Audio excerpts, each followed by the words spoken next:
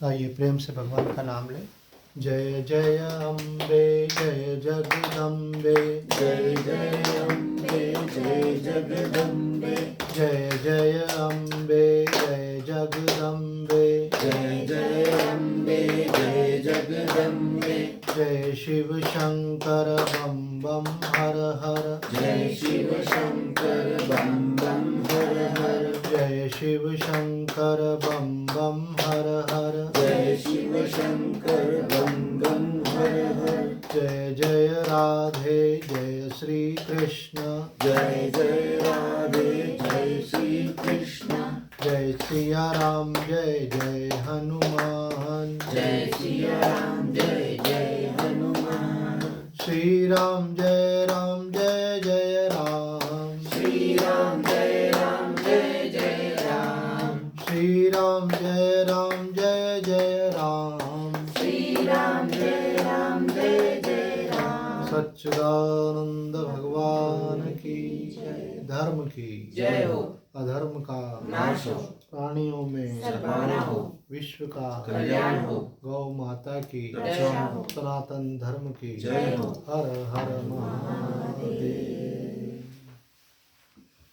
ये सबसे पहला बटन ट्यूबलाइट का है, सबसे पहला बटन इसको बंद कर।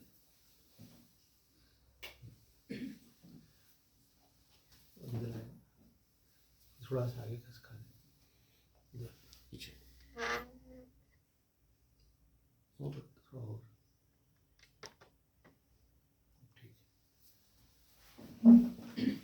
श्रीमद् भगवत गीता के 6वें अध्याय का हम लोग मनन कर रहे हैं, जिसमें हमने कल देखा था कि भगवान बताते हैं कि बैठने के समय हमारा शरीर जो है वो कैसा रहना चाहिए, अर्थात रीढ़ की हड्डी हमारी सीधी रहना चाहिए, क्योंकि चेतना का प्रभाव नीचे से ऊपर की तरफ उठता है। वैसे भी एक अभ्यास बनाना चाहिए कि जब भी हम बैठे तो कैसे बैठे, पीठ सीधी करके बैठे। तो ये स्वास्थ्य के लिए भी अच्छा है, तो जिसकी पीठ जितना सीधी रहती है उसकी आयु भी उतनी अधिक होती है।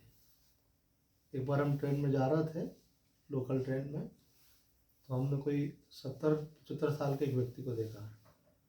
तो हम 2-3 दोस्त तो मजे से ऐसे करके बैठे हुए थे, तो वो हमने देखा वो टिके हुए नहीं थे, यूं करके सीधे बैठे थे, झोला टंगा हुआ था, अकेले थे।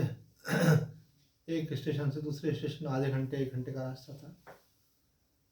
तो समझ में आया कि ये अभ्यास की बात है ना। जवान बच्चे भी स्कूल में भी पीठ टिका के बैठते हैं, है ना, पीछे वाली बेंच पे आपको पीठ टिका देंगे। तो होना क्या चाहिए, सीधे होकर के बैठे।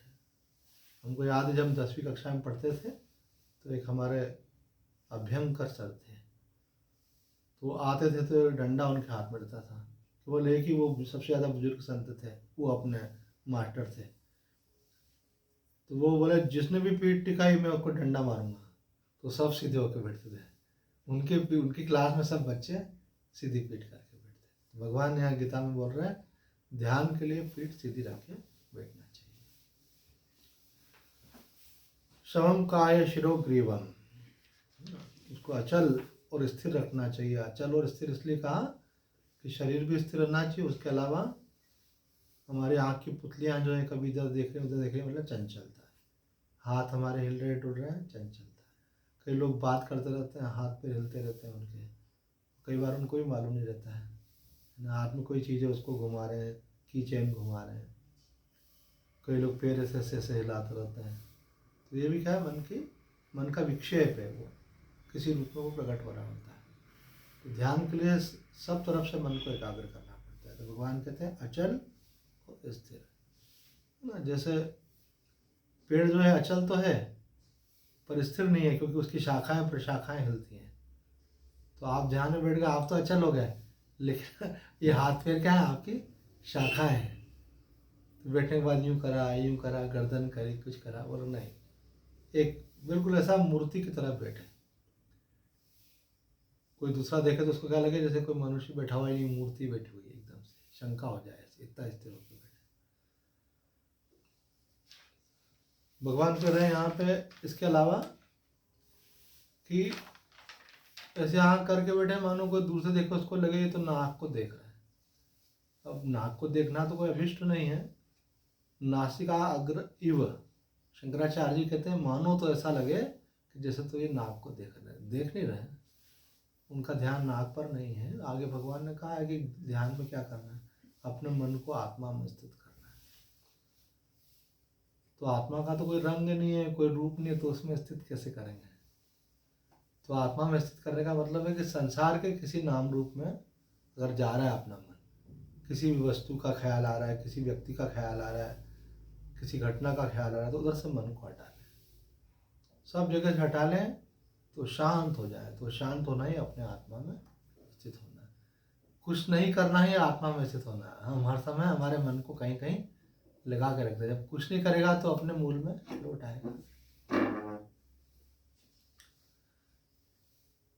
तो भगवान यहाँ जो बातें कह रहे हैं उसमें भगवान ने ये कहा कि दिशाचन अवलोकन, मतलब कि इधर उधर भी नहीं देखना है आपको। इस श्लोक की निरंतरता है, अगले श्लोक में देखा जाए तो जो आज ले रहे हैं वो है प्रशांत आत्मा विगत भीर ब्रह्मचारी व्रते स्थित मनः संयम चित्तो युक्त आसीत मत्परा। और कुछ विशेषण बताते हुए भगवान ने बोला इस प्रकार से बैठना चाहिए, पूर्णतया शांत चित्त, निर्भय रहें तथा ब्रह्मचर्य व्रत में स्थित रहें। इस प्रकार चित्त को निग्रह कर मेरे में चित्त रखकर मेरे परायण हुआ योग में स्थित रहे। देखो, भगवान की वाणी को समझना सरल नहीं है। भगवान जिस पर जितनी कृपा करते हैं, जितनी सामर्थ्य देते हैं, जितनी उसकी भगवान के प्रति भक्ति होती है, उसके अनुपात में उसको अर्थ समझ में आता है। और दूसरी बात यह है कि सबके लिए एक ही अर्थ होता भी नहीं है। जो जहाँ खड़ा है उसको उस हिसाब से वो बात समझाना होती है। ये भगवान की वाणी की बहुत बड़ी विशेषता है, ये हमारे शास्त्रों की विशेषता है। तो इसलिए कहते हैं उसमें 3 प्रकार के अर्थ निकाले जाते हैं। तो हमारे लिए कौन सा अर्थ है ये हमको मालूम नहीं होता है, तो हमारी भगवान की कृपा होने से हमको वो अर्थ समझ में आता है। जैसे कोई एक ही बात कोई व्यक्ति कहता तो अलग अलग एंगल से व्यक्ति अलग अलग उसकी व्याख्या करते हैं। ऐसे तो यहाँ भी हम देखते हैं कि बड़े बड़े महापुरुष जो सिद्ध कोटि के संत हैं, साक्षात भगवान शिव ही शंकराचार्य के रूप में व्याख्या कर रहे हैं, वो तो स्वयं भगवान है। अब वो भगवान स्वयं उसको किस दृष्टि से देख रहे हैं, फिर जो भगवत प्राप्त महापुरुष है वो किस दृष्टि से देख रहे हैं। तो एक बार हमने ऐसा अपने गुरुजी को कहा कि गुरुजी एक ही श्लोक का 3 अर्थ बता देते हैं, तो फिर हम तो कंफ्यूज हो जाएंगे नहीं कि कौन सा अर्थ है। तो वो मुस्कुराए, बोले अलग अलग आचार्य तो अलग अर्थ बताते ही हैं, पर एक ही आचार्य भी एक से अधिक अर्थ बताते हैं। हमने खुद शंकराचार्य जी को देखा कि वे स्वयं भी एक से अधिक एक ही श्लोक के अर्थ बताते हैं। मानो तो भगवान ये कह रहे हैं, अथवा मानो तो ये कह रहे हैं, अथवा यह भी माना जा सकता है। अब एक अर्थ जो है वो आपके लिए, एक अर्थ आपके लिए, एक आपके लिए। बोले मुझे तो ये वाला बिल्कुल सूटेबल लगा, क्योंकि ये मेरे को टच कर रहा था और ये मेरे को समझने की इच्छा थी, और इससे मेरे अंदर एक दृष्टि का विकास हुआ जिससे मैं आत्मपथ पर आगे बढ़ पाऊंगा। भाई देखो, भगवान तो एक ही है, पर अनेक रूप क्यों बनाए भगवान ने अपनी लीला के लिए, कि भाई जिस रूप में भी आप प्रेम करके उनसे जुड़ सको। आप चाहे उनके राम रूप से जुड़ जाओ, चाहे कृष्ण रूप से जुड़ जाओ, चाहे दुर्गा रूप से जुड़ जाओ, चाहे शिव रूप से जुड़ जाओ, तो जो भी आपको अच्छा लगे। ऐसा कोई मिलिट्री डिसिप्लिन नहीं है कि आपको सबको दुर्गा जी की पूजा करनी है या कृष्ण जी की करनी है, जो आपको अच्छा लगे। भगवान तो एक ही है, वही निराकार भी है, साकार भी। कोई बोला भाई हम तो आर्य समाज है, हमको निराकार अच्छा लगता है, अच्छी बात है भाई, कोई को निराकार अच्छा लग रहा है वो करें। तो हमारे यहाँ साधना में भी बहुत सारे ऑप्शन दिए गए। तो आपको इष्ट निर्धारण करना है, उसमें भी भगवान ने कहते हैं कि 6 ऑप्शन दिए वहाँ पे। निराकार, शिव, शक्ति, विष्णु, गणेश, सूर्य। 5 तो साकार रूप है और 1 निराकार रूप है। अब जो विष्णु है उनके अवतार है राम और कृष्ण, शिव के अवतार है हनुमान जी। ऐसे तो आप जिस भी रूप में, आप भगवान से केवल प्रेम करें, आपका काम बनेगा, आपका लोक भी बनेगा, आपका परलोक भी बनेगा, आपके सब दुख मिट जाएंगे। सारे दुख इसलिए हैं कि हम भगवान से प्रेम नहीं करते, भगवान से विमुख हो गए। अगर भगवान के सम्मुख हो जाए तो जीवन में कोई दुख रह नहीं सकता। क्यों नहीं रह सकता? क्योंकि भगवान में कोई दुख है ही नहीं, तो रहेगा कहाँ से? आप प्रेम कर रहे हैं भगवान से, वो प्रेम करेंगे संसार में तो आपका जीवन दुख से रहित हो नहीं सकता, क्योंकि संसार में डिस्टर्बेंस निरंतर है। जिसको भी आप प्रिय समझ रहे हैं उसके जीवन में कभी भी कोई तकलीफ आ सकती है, तो आप तकलीफ में आ जाएंगे। आज पास है, कल दूर हो सकता है। आज संबंध अच्छे हैं, कल खराब हो सकते हैं। आज व्यक्ति जीवित है, कल मर सकता है। तो वो सब दुख का कारण बनता है। और अगर बोले वो नहीं मरे और हम मर गए तो भी दुख का कारण। मरने के समय में पीड़ा होगी, अरे ये मुझे इतना प्रिय है, इसको छोड़ के मैं जाना नहीं चाहता, लेकिन कोई आपकी परमिशन तो ले नहीं जाएगी ऊपर बुलाने के लिए। चलना है तो चलना है। इसलिए संसार में रहो लेकिन आसक्त मत हो, प्रेम सबसे करो, लेकिन मोह किसी में नहीं होना चाहिए। तो यहाँ हम थोड़ा सा इसलिए बताना पड़ा कि आपको समझ में आए कि हम एक से अधिक अर्थ क्यों बताते हैं। इसलिए बतलाते हैं कि कौन सी बात किसके दिल में बैठ जाए। ऐसे हमारे बड़े महाराज जी जो थे, अवधूतानंद जी महाराज, वो बोलते थे, न जाने कौन सी वाणी उड़ा दे पाप की खानी। है ना, कौन सी वाणी किसको लग जाए उसका जीवन बदल जाए। ऐसा समय होता है कोई कि जिस समय कोई बात दिल को लग जाती है और आदमी का जीवन बदल जाता है। हमारी माता जी कहती थी ऐसा कि हमारी माता जी कहती थी, मीन्स हमारी माता जी ने संतों से सुना था, वो बोलती थी, वो भी बहुत सत्संगी थी। तो हमारी माता जी कहती थी कि 24 घंटे में अपने मुंह से कोई एक वाणी ऐसी निकलती जो सत्य हो जाती है। तो इसलिए कभी भी गलत लफ्ज नहीं बोलना चाहिए।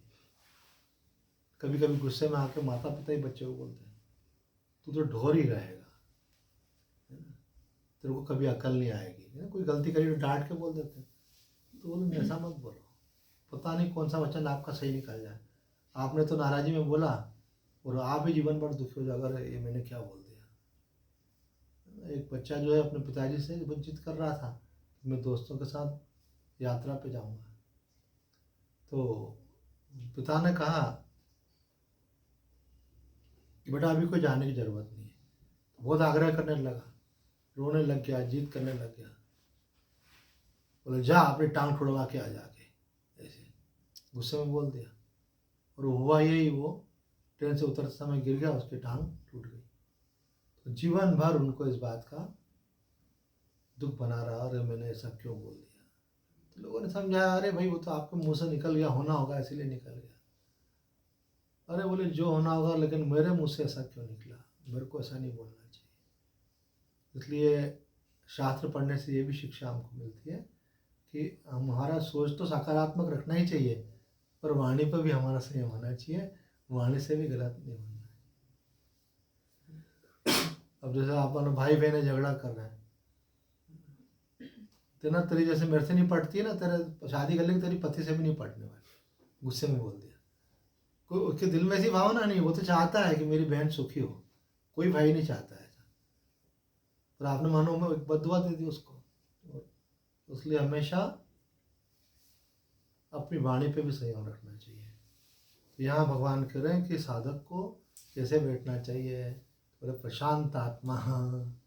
प्रशांत आत्मा का अर्थ करते हुए देखो, शंकराचार्य जी कहते हैं कि जिस व्यक्ति को कहीं भी आसक्ति है वो शांत नहीं होता, उसको वहाँ का ख्याल बना रहता है। जैसे माँ सत्संग में चला जाए और बच्चा घर पे सो रहा हो और बाहर से ताला लगा के आ जाए तो क्या होगा, तो माँ को लगेगा कि बच्चा उठ नहीं जाए, उठ करके परेशान नहीं हो। ऐसा स्वाभाविक है, भाई माँ है आके। तो उधर राग, अभी ड्यूटी भी और राग दोनों चीज़ हो गई। तो ड्यूटी तक तो ठीक है, पर राग होने से ध्यान उतर जाता है। रामकृष्ण परमहंस एक बार ऐसे दक्षिणेश्वर काली में काली माता की उपासना कर रहे थे, तो उनको अपनी मम्मी की याद आ गई, माता जी की। तो उन्होंने बोला यहाँ बैठ करके माँ को याद करने से, शरीर की माँ को याद करने से, शरीर की माँ के पास रह करके काली को याद करना अच्छा होगा। क्यों? कि ध्यान हमारा भगवान में लग सके, वो उपाय हमको करना चाहिए। यहाँ करें प्रशांत आत्मा, मतलब कि आपको ऐसी कोशिश करना है कि थोड़ा ध्यान देना पड़ेगा आपको, क्योंकि आपका मन कहीं कहाँ कहाँ फंसा हुआ है। मन को कहीं फंसने देते, मन आपका है ना, आप फंसाते क्यों उसको? जहाँ फंस गया वो गुलामी है एक प्रकार से। आपको ऐसा लगे नहीं इसके बिना नहीं रह सकते, इसका मतलब गुलामी है। कोई चीज़ ऐसे लगे इसको खाए बिना नहीं रह सकते, इससे मिले बिना नहीं रह सकते, तो इसका मतलब क्या हुआ? उसमें हमारी आसक्ति होगी। हमारा स्वातंत्र कब है? कि हमारा कोई ऐसा नहीं है कि इसके बिना नहीं रह सकते, हम जो चाहें वो करें, स्वतंत्रता ये है। जो चाहे मतलब ये नहीं कि मनमाना शास्त्र विरुद्ध आचरण, पर हम किसी की अधीनता में नहीं हो। तो यहाँ भगवान शंकराचार्य जी कह रहे हैं कि प्रशांत आत्मा विगत अभिर।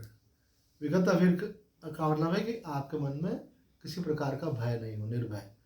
ब्रह्मचारी व्रत स्थित, ब्रह्मचारियों के व्रत में स्थित। ब्रह्मचारियों के व्रत कौन कौन से हैं? तो कहते हैं गुरु सेवा, भिक्षा भोजन और संयम, ये तीन। संयमी जीवन होना चाहिए ब्रह्मचारी का, और अपने गुरु जी की सेवा करनी चाहिए। और जैसे गुरुकुल में बच्चे पढ़ते थे तो क्या करते थे? गुरु जी उनको बोलते थे आके भिक्षा लेकर के आओ, भोजन कर लो। सन्यासी का भी ऐसा है, भिक्षा भोजन, है ना। तो आप लोग भी घर में रहते तो आप माता पिता ब्रह्मचारियों को भोजन कराते हैं, वो भिक्षा भोजन ही है। मतलब ब्रह्मचार्य व्रत स्थिता मन संयम मच्चित्तो युक्त आसीत मत्परा। भगवान यहाँ पे दो चीज बोल रहे हैं। एक चीज बोल रहे हैं मत चित्ता, और दूसरी बात बोल रहे हैं मत परा। ये दो चीज़ों से युक्त होकर के आपको अपने आसन पर बैठना है। मत चित्ता का मतलब कि आपका चित्त जो है परमात्मा में लगा होना चाहिए। तो आपका प्रेम किस में होना चाहिए? भगवान में होना चाहिए। अगर आपका संसार में प्रेम रहा तो आप करोगे तो पूजा, लेकिन आपका ध्यान किधर रहेगा? संसार में। घुमाओगे तो माला, लेकिन मन जाएगा संसार में। तो यहाँ कह रहे हैं मत चित्ता और मत परा। मत परा का मतलब है कि भगवान को ही सर्वश्रेष्ठ समझना, और है भी। आपको इस बात को समझना चाहिए कि भगवान ने दुनिया बनाई है और भगवान ही दुनिया को चला रहे हैं। हमको जीवन में जो कुछ भी प्राप्त हो रहा है, निमित्त कोई भी हो, क्रेडिट उसको नहीं दे। क्रेडिट किसको दें? भगवान को, कि भगवान की कृपा से हमें ये प्राप्त हो रहा है। कई बार क्रेडिट आदमी खुद को दे देता है, मेरे को बहुत अक्ल है इसलिए मैंने ये सब कुछ अर्जित किया है। अभी जरा से में तो खोपड़ी हिल जाती है, आदमी समझदार आदमी बुद्धू हो जाता है। और कई बार ऐसा होता है कि भाग्य साथ दे रहा है तो आदमी अपनी बुद्धिमानी को मान करके समझता है मेरी बुद्धिमानी से होगा। भाग्य साथ नहीं देता तो बुद्धिमान व्यक्ति भी परेशान हो जाता है। कबीर साहब जी कहते हैं मूर्ख मूर्ख राज करत है, पंडित फिरत भिखारी, साधो कर्मन की गति न्यारी। एक व्यक्ति बहुत बुद्धिमान है, लेकिन वो किसी दुकान पे काम करता है और उसको मिल रहे हैं 20,000 रुपये, और जो दुकान का मालिक है उसको इतनी बुद्धि नहीं, वो सारा काम उससे पूछ के करता है मुनीम जी से। एक सेठ ने हमको बोला इनकम टैक्स, सेल टैक्स, ये वो सारा हिसाब किताब हमारा मुनीम सब समझता, हम नहीं समझते। लेकिन उसको हम देते हैं 20,000 रुपये और हम कमाते हैं 20 लाख रुपये। बड़े सेठ जी थे, बोला हम इतना कमा लेते हैं। 20 लाख भी कम समझ लो, ज़्यादा ही कमाते हैं महीने के, साल के नहीं, महीने के। करोड़पति आदमी, और वो सारे काम जो वो करता है, अगर वो नहीं आया तो ये सारे ठप हो जाए इनके। और पैसा है तो दूसरा रख सकते हैं। किस्मत इनकी तेज, बुद्धि उसकी तेज। बुद्धि को खरीद लिया पैसे से। तो कहने का अभिप्राय ये है कि संसार में श्रेष्ठ कौन है? संसार में सबसे श्रेष्ठ है भगवान।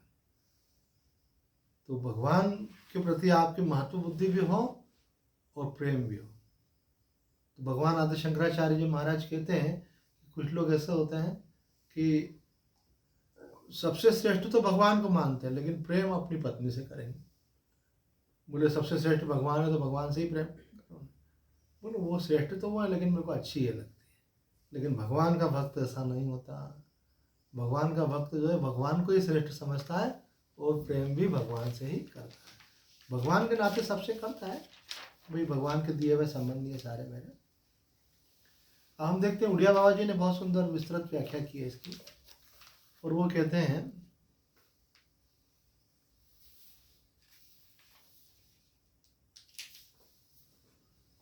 कि शांत अंतःकरण वाला भय से रहित ब्रह्मचारी व्रत में स्थित होना चाहिए। मन को सब ओर से हटाकर मुझ में लगा दे।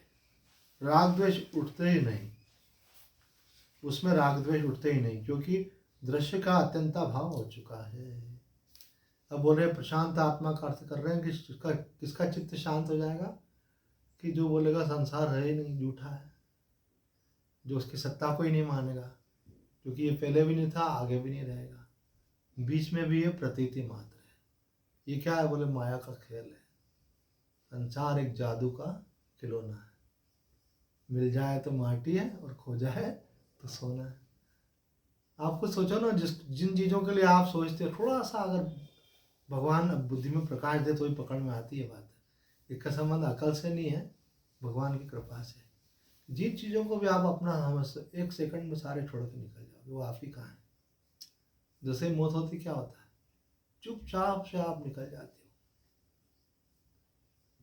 हो। घर वहीं का वहीं, सोना वहीं का वहीं, पैसा वहीं का वहीं, उसमें से 100 रुपये देने में भी तकलीफ होती है ना।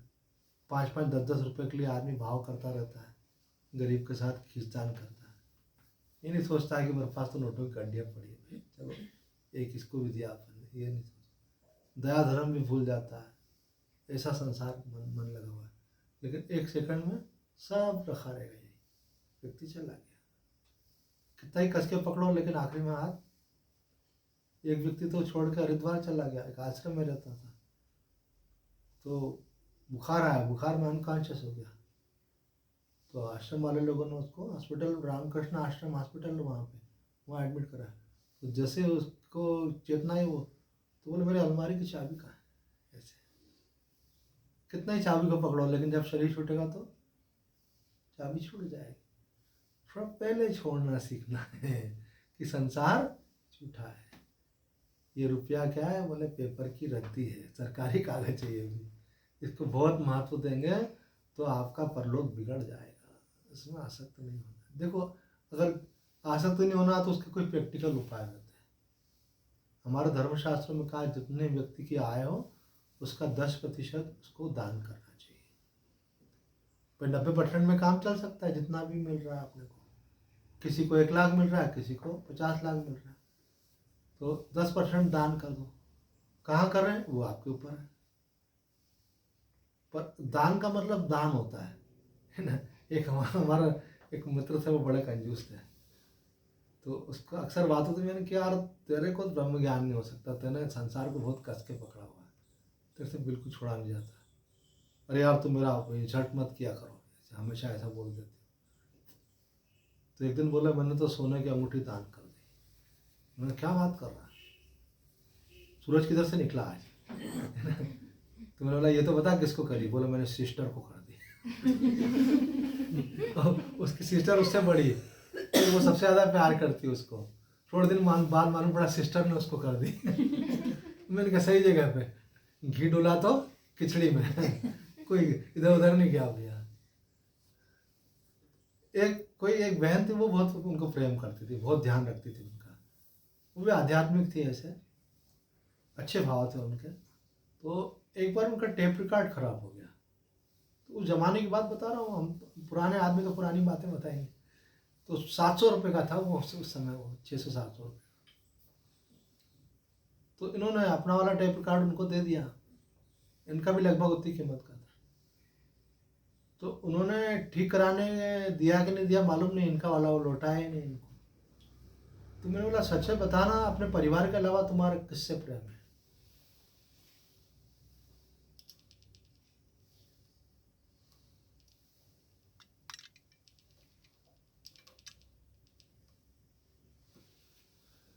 तो वो कहने लगा कि स्वामी जी बाकी तो मेरी किसी से ज़्यादा दोस्ती और अपनापन नहीं है, वो जो है उनसे मेरा अपनापन काफ़ी है।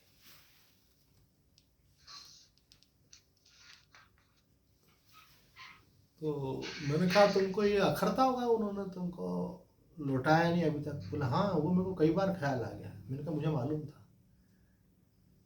मैंने बोला जहाँ प्रेम है वहां तो दे पाता आदमी, आप तो जहाँ प्रेम करते हैं वहां भी नहीं दे पाते।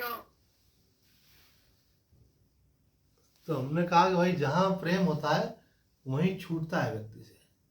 हमने अपना देखा भाई, हमको जैसे कोई सत्संग में छोटे बच्चे आते हैं और मानो उनको कोई चीज़ देते हैं तो उनके मम्मी पापा बोलते हैं अरे इनको इतना क्यों कर रहे हो स्वामी जी। तो हमने बोला भाई ये शिक्षा हम दूसरों के लिए नहीं हमारे लिए भी है। आदमी को केवल लेना ही नहीं आना चाहिए, छोड़ना भी आना चाहिए। उनका आंसर प्रेम इस बहाने छूट रहा है हमसे। हम इनके लिए नहीं कर रहे हैं, हम अपने लिए कर रहे हैं कि हमसे छूट पा रहा है, गति नहीं बिगड़ जाए व्यक्ति की। भगवान ने कहा तीनों नरक के द्वार है, काम क्रोध तथा लोभ। लोभ जो है ना, काम तो एक उम्र में शिथिलता आ जाती है। आप 60 साल जो ऊपर हो जाएगा तो काम तो शिथिल हो जाता है उसका, उसमें विकार आना बंद हो जाता है ऐसे। क्रोध, अब क्रोध क्या करेगा आदमी, कर तो सकता है पर क्या करेगा, कोई उसकी चलती है क्या एक उम्र के बाद, पावर तो रहती नहीं। लेकिन लोभ जो है बहुत आखिरी तक चला जाता है। और कभी कभी लोभ बढ़ भी जाता है क्योंकि अब एक ही ताकत रह जाती है। किसी पे दादागिरी करना है तो रुपए की दादागिरी कर सकते हैं। रुपए से आप व्यक्ति का काम खरीद सकते हैं, आप मेरे को नौकर चाकर रख सकते हैं, रुपए से किसी प्रभाव जमा सकते हैं। घर वाले अपना कोई कहना नहीं माना, कोई बात नहीं है मैं दूसरे से काम करा लूँगा, मेरे पास रुपया है। अब एक ही ताकत रह जाती तो लोभ कभी कभी बढ़ जाता और बल्कि। इसलिए साधक को इन सबसे सावधान रहना है, भगवान से प्रेम होना चाहिए। ये सब चीज़ें काम चलाने के लिए, ऐसा नहीं है कि ये नहीं होना चाहिए, होना भी चाहिए, रखना भी चाहिए, संभालना चाहिए, लेकिन इसमें आसक्ति नहीं होना चाहिए। तो कह रहे हैं कि प्रेम किससे होना चाहिए, भगवान से होना चाहिए। और संसार को तो बोलना चाहिए अरे झूठा है भाई, ये 4 दिन का है, आज है कल नहीं रहेगा। मृत्यु को बार बार याद करना चाहिए कि मृत्यु के बाद क्या आप मरे, जग मर जाएगी। अब जो व्यक्ति अपने घर में था, अपने सामने दिखता था, है ना, सब चीज़ें मेरी, ये मेरा है, वो मेरा है, ये ज़मीन मेरी है, ये घर मेरा है, ये रुपया मेरा है ना, मेरे अनुसार चलो, आज वो नहीं है, क्या है, कुछ नहीं। सब चीज़ें यहाँ के यहाँ रह के व्यक्ति चला गया। तो जैसे वो चले गए तो ये शरीर भी जाएगा कि यहीं रहेगा, ये भी जाएगा। बोला अभी से जाने की बात क्यों करते, अभी तो हम छोटे हैं, है ना। इसमें छोटे बड़े का नहीं, कौन कब जाएगा किसी को नहीं मालूम। और दूसरी बात ये, अगर अभी से छोड़ दिया अपन ने मन से तो बहुत शांति मिलेगी, अपना मन स्वतंत्र हो जाएगा। अभी बंधा हुआ है। भगवान का एक नाम है पशुपतिनाथ, भगवान शिव का नाम है। तो जो पाठ में बंधा है वो पशु है। तो किसके पाठ में, जो धन के पाठ में बंधा है वो पशु है। तो जीव जो है पशु है और उनके नाथ कौन है, भगवान। भगवान भोलेनाथ जो है पशुपतिनाथ, क्योंकि हम पशु हैं और वो हमारे नाथ है। तो वो हमको उनकी कृपा से ही मोक्ष की प्राप्ति होती है। अर्थात उनकी कृपा से हमको सत्संग मिलता है, हमारा विवेक जागृत होता है, हमको समझ में आता है कि चीज़ें वापरने के लिए ये न किसी की हुई है न किसी की हो सकती है ना। आप अपन कोई प्लाट या कोई मकान खरीदते हैं ना, तो फिर वो वकील के पास जाते हैं तो वो देखना इनके नाम से है कि नहीं जो दे रहा है मेरे को। तो वो पिछले 20 साल की हिस्ट्री निकाल के देता है आपको, किसके पहले इनका था, इसके पहले इनका था, इनके पहले। तो थोड़ा सा भी अक्ल का प्रयोग करो तो समझ जाओ कि आगे भी इसी प्रकार से 20 नाम और बदलने वाले हैं। न किसी का हुआ है न किसी का होगा। भूमि के स्वामी कौन है, परमात्मा। लक्ष्मीपति कौन है, परमात्मा। ये किसकी हुई है, लेकिन ये एक प्रकार से एक संत ने तो बोला ये मानसिक विकृति है कि जो चीज़ आपकी है नहीं, हो सकती नहीं, उसको आपने मेरा मान लिया, है ना। उदाहरण के लिए हम संसार में देखते हैं ना, ऐसा संसार में हम देखते हैं कि संसार में कोई चीज़ किसी दूसरे की है और अगर कोई आकर के बोलने लगे ये मेरी है तो बोले तो पागल है, जा तो यहाँ से, मेरी कार खड़ी है ना, तो आगे बोल रहा है मेरी। तो किसी ने बोला भैया ये आदमी खसका हुआ है, तो जबरदस्ती कुछ करने लगा तो अपन बोले उसको मारो तो भगा दो यहाँ से, ऐसे। तो इसी प्रकार से हमने सब कुछ है किसका, भगवान का, वापरने के लिए दे रखा, बोला नहीं मेरा है। बोला अभी एक मौत का थप्पड़ पड़ेगा और सब हाथ से छूट जाएगा, कहेगा मेरा मेरा। ठीक है, उसका उपयोग करो, उसका अगर आपके पास भगवान ने एक्स्ट्रा दिया तो सेवा करो, नहीं दिया तो उसकी भी चिंता मत करो, अपनी आवश्यकता की पूर्ति कर लो। अगर दिया है तो सेवा भी करो, लेकिन मेरा मानोगे तो विकृति आ जाएगी। विकृति क्या आ गई? इसको बोलते हैं मानसिक संतुलन डिस्टर्ब हो गया, मेरा मान करके उसमें चिपका रहेगा। तो इसके छूटने का उपाय बताया, देखिए काम क्रोध लोभ तीनों का उपाय बताया। तो लोभ का उपाय हमारे शास्त्र में बताया, अगर ये मैंने देखा अगर इतना कोई कर लेना तो उसका लोभ नहीं रह सकता। वो क्या कि कहीं भी जहाँ उसका मन हो, दिन दुखी कोई भी लगे, जो गरीब है ये है, जहाँ भी नीडी है, धर्म की जगह है, कहीं भी तो वो वहाँ जा कर के उसका अपने पैसे का एक अंश का दान करने लगे, तो उसका लोभ अपने आप ही खत्म हो जाएगा। छोड़ने से खत्म होता है, वो पकड़ने से बढ़ता चला जाता है। ऐसे तो यहाँ कह रहे हैं कि उड़िया बाबा जी कि वो व्यक्ति जो है वो संसार को सत्य मानता ही नहीं, तो संसार में उसका मन अटकेगा कैसे? मन तो उसका अटकता है जो संसार को सत्य मानता है। किंतु प्रशांत आत्मा तत्ववेत्ता ही होता है। बोले वास्तव में चित्त किसका शांत होता है? तो तत्व का ज्ञानी, वो जानता है ब्रह्म के सिवा कुछ है ही नहीं, तो वो किससे मोह करेगा, वो किसको पकड़ेगा? बोले है ही नहीं, ये तो दिखने मात्र के लिए, वास्तविक सत्ता इसकी नहीं है। बोले कागज का खिलौना है, कागज के शेर से कोई डरता है क्या? इस संसार का कागज का शेर है, इसमें क्या इसमें राग करना और क्या इससे द्वेष करना। आगे कहते हैं यहाँ जो ब्रह्मचारी के व्रत में स्थित रहने को कहा है वो केवल स्त्री सहवास त्यागने की दृष्टि से नहीं कहा, यह प्रकरण योगी का है। केवल योगी स्त्री सेवन तो करता ही नहीं, केवल भिक्षा के लिए माताओं के संपर्क में आता है। यहाँ जो विरक्त महात्मा उनके प्रसंग को लेकर के उड़िया बाबा जी कह रहे हैं कि जो योगी है, सन्यासी है, वो माताओं का संपर्क उसको होता ही नहीं, तो गृह त्याग कर चुका है। कब संपर्क होता है? जब भोजन भिक्षा माताओं के हाथ से मिलती है व्यक्ति को। तो बोले कि अतः सन्यासी के लिए 5 प्रकार की भिक्षा विहित बताई है। 5 प्रकार से देखो, ये भी जानकारी होना चाहिए, मैटर ऑफ नॉलेज, कि साधु सन्यासी को 5 प्रकार से भोजन करने की परमिशन शास्त्र देता है। कैसे? ये श्लोक उसका अर्थ दिया, बिना संकल्प के हुई माधुकरी, अर्थात आप निकल गए और किसी के घर पे बाहर भी जाके बोला नारायण हरि, उन्होंने आपको जो कमंडल में दे दिया, आपकी पूर्ति नहीं हुई तो दूसरे घर से तीसरे घर से मांग लिया। मानो किसी ने 1 रोटी दिया, आपको भूख 4 रोटी की, तो 4 घर से मांग। आप 4 घर गए, 2 घर वालों ने दिया ही नहीं, तो और 4 घर मांग लो, पर मिल जाता है ना। हारिए न मत पिसारी न राम, साधु का काम होता है, पक्की बात। तो यह कह रहे एक बार हमको क्या हुआ कि मना के साधु बनना है। अब अच्छे परिवार के थे, तो जब मन में आया साधु बनना है, तो हमने बोला ऐसा साधु तो बन जाए, फिर अगर कोई खाना नहीं देगा तो क्या होगा, है ना, कोई चाय नहीं पिलाएगा तो क्या होगा। तो आदत पड़ी हुई है ऐसे। तो मैं और मेरा मित्र, हम दोनों प्रयोग करने के लिए हमने बोला हम ओंकारेश्वर तक का किराया ले लेते हैं, जेब में भोजन की व्यवस्था नहीं रखते हैं, भोजन भगवान खिलाएगा तो खाएंगे, नहीं तो भूखे वापस आ जाएंगे क्या, ऐसे। तो हम दोनों मित्र गए,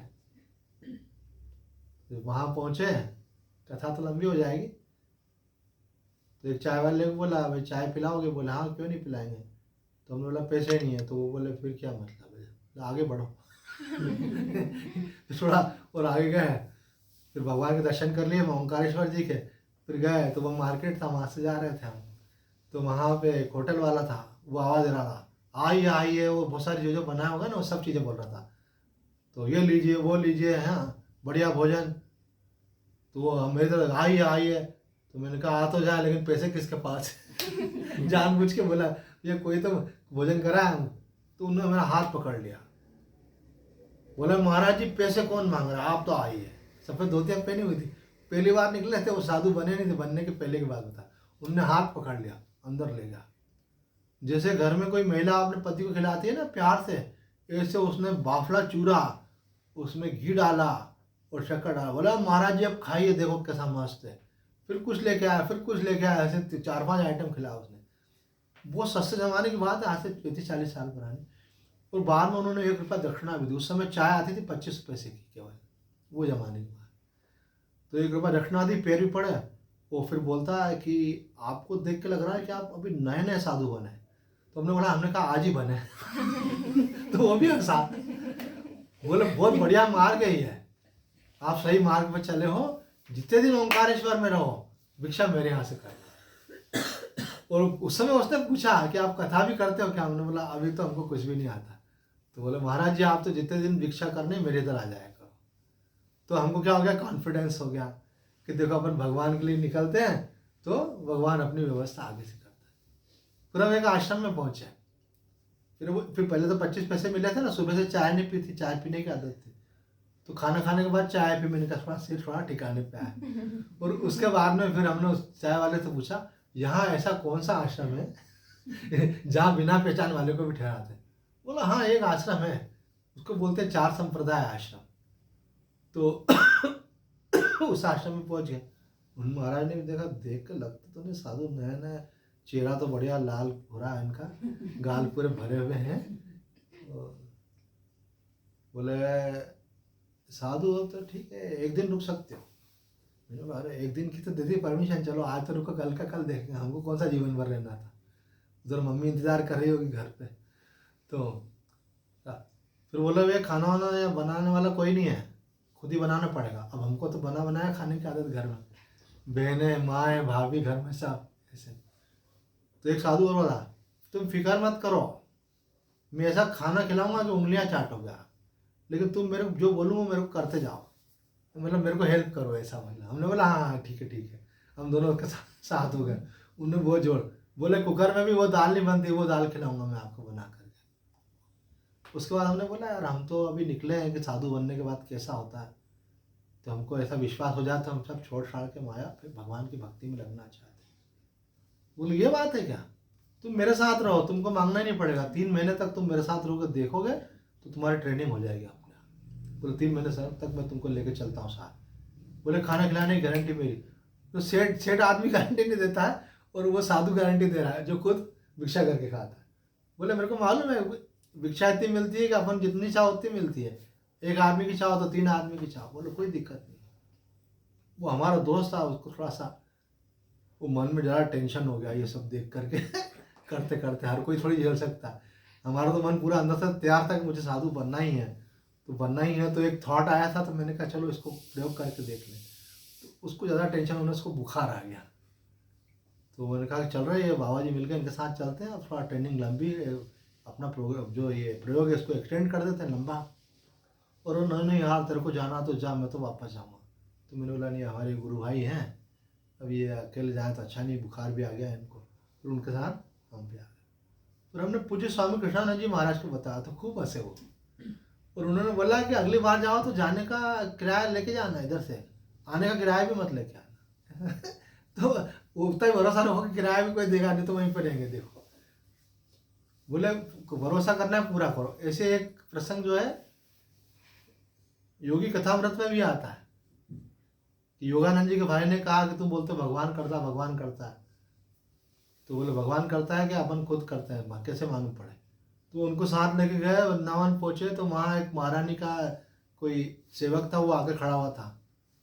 बोले चलो माता जी ने आपको बुलाया। बोले हमको तो जानते नहीं। बोले नहीं आप चलिए सही। उन्होंने बोला मेरे यहाँ एक बहुत विशेष अतिथि आने वाले थे, बोले राज परिवार से, और उनका आना निरस्त हो गया।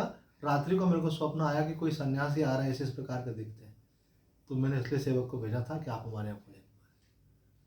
तो आगे सारी व्यवस्था हुई। तो उन्होंने कहा देखो जो भगवान पे भरोसा करता है उसको कभी धोखा नहीं होता, भरोसा कर तू ईश्वर पर, तुझे धोखा नहीं होगा। पर विश्वास आपका दृढ़ होना चाहिए, दृढ़ विश्वास हो तो भगवान अवश्य पूरा करते हैं। यहाँ कह रहे हैं कि जो साधक है, जो सन्यासी है, वो भिक्षा करके निर्वाह करता है। माधुकरी दीक्षा, निमंत्रित दीक्षा, अजगर वृत्ति वाली दीक्षा। बोले एक महात्मा हमने देखा अजगर वृत्ति वाले वृंदावन में, वो मांगने नहीं जाते, किसी को बताते भी नहीं। बोले मैं ठाकुर जी के चरणों में पड़ा हुआ हूँ, उनको चिंता होगी तो खुद मांग देंगे। बीमार हो जाए तो इलाज भी नहीं करते, सबसे कठिन होती है अजगर वृत्ति। अजगर करे न चाकरी और पंछी करे न काम, दास मल्लुका कह गए सबके दाता राम। तो हमारे संत जी का नाम है नवेली शरण। तो वो रहते भी ऐसे आश्रम में जो आश्रम टूटा फूटा सा ऐसा, और वहाँ का जो कोई मालिक है वहाँ कोई मालिक ही नहीं ऐसा लगता है। ऐसे कमरे में हमको मालूम पड़ा, और उनके मित्र ने बताया, बोले 5-5 दिन बुखार इतना आ गया कि अनकॉन्शियस हो गए। बोले मैं इलाज नहीं कराऊंगा, मैंने तो ठाकुर जी को बोल दिया है, मैं अब तुम्हारे पास आया हूँ, तुम चिंता करो तो करो, नहीं तो मैं तो मरने को तैयार हूँ। सारा लोड उन्होंने ठाकुर जी पर डाल दिया, और सारी व्यवस्था ऐसे ऐसे ऐसे आगे आगे होती जाती है। पर एक बार तो परीक्षा होती है। मतलब बुखार उस एक्सट्रीम पे पहुंच गया कि वो बेहोश हो गए। उनके मित्रों ने बोला मैं लेके आऊँगा डॉक्टर को, मैं दवा लेके आऊँगा। बोले तेरे को मना किया ना, कुछ नहीं करना है ऐसे।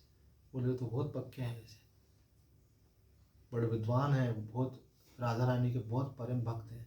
राधा वल्लभ जी के मंदिर में जाते हैं, राधा वल्लभ संप्रदाय में दीक्षित हैं वो ऐसे। तो हम जब भी जाते हैं तो हमारे मित्र हैं वहाँ, उनसे मिलते हैं, क्योंकि वो उज्जैन के हैं वो हमारे से बहुत सीनियर हैं ऐसे। तो ये एक वृत्ति अजगर वृत्ति भी कहलाती है ऐसे। वो एक होता है कि माधुकरी के समय एक घर में ही भिक्षा पा लेना, और उपपन्न पूर्व सूचना के बिना भिक्षा कुटी पर आ जाए तो वह अन्न ले लेना। एक निमंत्रित वाली होती है, प्राग प्रणीत मतलब निमंत्रित। ऐसे 5 प्रकार की भिक्षा होती है साधु की। कोई मुझसे एक प्रश्न पूछ रहा था कि आपने बोला कि साधु खाना बना के नहीं खाते हैं, जो संन्यास ले लेते हैं। तो बोले हमने तो देखा कोई साधु खाना बना। तो मैंने बोला वो संन्यास के भी स्तर होते हैं अलग अलग। जब विद्वत संन्यास हो जाता है तब अग्नि का स्पर्श नहीं करते। उसके पहले के संन्यास में जो विद्विषा संन्यास है उसमें साधक कहलाते हैं, वो साधना भी करते हैं, अपने हाथ से पवित्र बना हुआ भोजन पी लेते हैं। लेकिन जब विद्वत संन्यास हो जाता है तो पूरी तरह से भगवत आश्रित रहते हैं, और उनकी भोजन की व्यवस्था जैसी होती है वैसी होती है। तो यहाँ कह रहे हैं कि माताओं का संपर्क तो होता ही नहीं है, लेकिन वो उस 5 प्रकार की भिक्षाओं में भी केवल माधुकरी दीक्षा। रमन महर्षि जी का ऐसा था, वो घर के बाहर जाते थे, 3 बार ताली बजाते, भिक्षा आ गई ले ली, और अगर भिक्षा नहीं आई तो आगे बढ़ गए। एक माता जी के बचपन का एक उनके बच्चे का जन्मदिन था, तो उन्होंने क्या किया कि आज तुम आए हो मेरे बच्चे जैसे हो, यहीं बैठकर खाना खाओ ऐसा।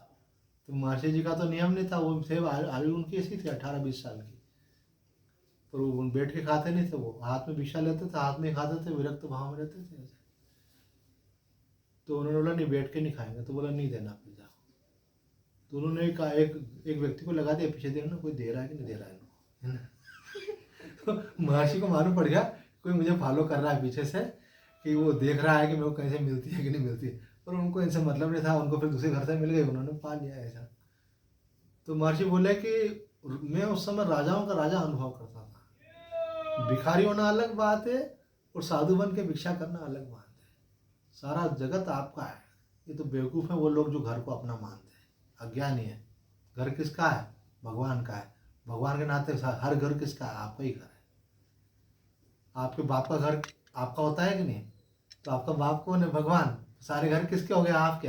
हक से मांगते हैं, डांट के मांगते हैं, अरे ऊपर लेके जाओगे क्या? निकाल, खिला खाना मेरे को, ऐसा करके बोलते हैं साधु।